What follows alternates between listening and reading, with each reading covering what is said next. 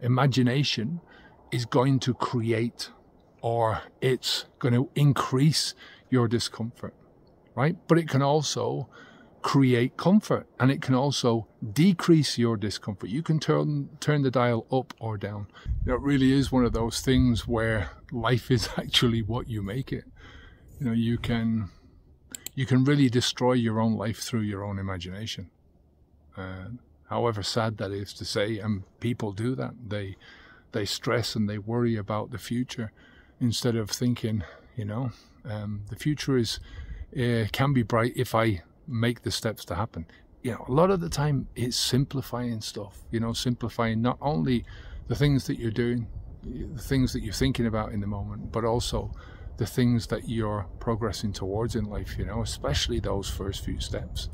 I have to go back to that quote again from Seneca, and he says that he who suffers before it's necessary suffers more than is necessary. It's just truth in a bag. That is a big truth bomb. And it's a reminder to really stay in the present, to stay in reality more than anything else, right? Not to be dealing with things before they happen. I'm all for making contingency plans, right? For thinking about things and thinking, if this happens or that happens. I'm all for, in some situations, looking at the worst case scenario. But I always look at the worst case scenario from the perspective of what's the worst thing that can happen to me in this situation, right? What's the worst thing that can happen to me if I stop drinking alcohol, right? I'm going to miss it, right? That's the worst thing that's going to happen. Nothing more than that. And if I deal with things, what's the best thing that can happen? And there's a lot of those best things that can happen. So anyway, deal with the things that are there in front of you. Think about what you control and what you don't control, and deal with the things that you control. And with the things that you don't control, and deal with your response to those things, because you do control that.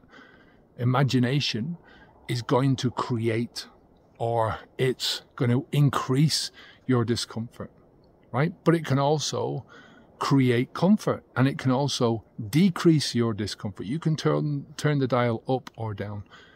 As I said, take things step by step, move forwards, simple steps, reduce things down. Reduce the fear down by reducing the steps down. Take the next positive step that you can take, move forwards, then take the next positive step and move forwards. That's the way we do things. It's the way I teach people is in a really fact-based, fear-reducing, not fear-inducing. And we're moving towards getting away from alcohol in a very, very positive way.